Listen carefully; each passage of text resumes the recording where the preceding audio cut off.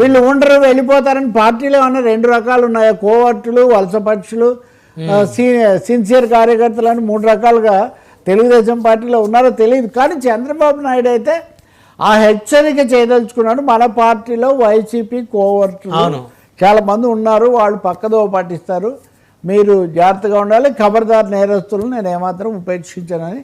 కాబట్టి వాయిస్ అనేది బాగా పెంచడం మనం చూస్తాం.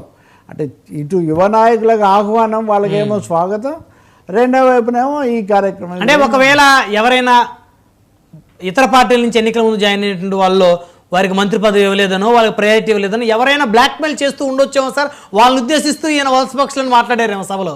అనుకోవాలి, ఖచ్చితంగా కొంత అసంతృప్తి ఉంది, కొంత వాళ్ళ మీద, ఈయనకు వాళ్ళ మీద అసంతృప్తి ఉంది, వాళ్ళకి ఈయన మీద కూడా ఉంది, కొంత అపనమ్మకమే కదా. కోవట్లు, వలసపక్షులు, కనీసం ఇప్పుడు ఆయన అన్నారు కొత్త వాళ్లకు చాలా మందికి అవకాశం ఇచ్చాము, వాళ్ళు ఎమ్మెల్యేలు అని, ఏ పార్టీ ఇవ్వలేదు, మంత్రులను కూడా చేశాము, వీళ్ళందరూ కూడా బాగా వెళ్ళాలి అని అన్నారు.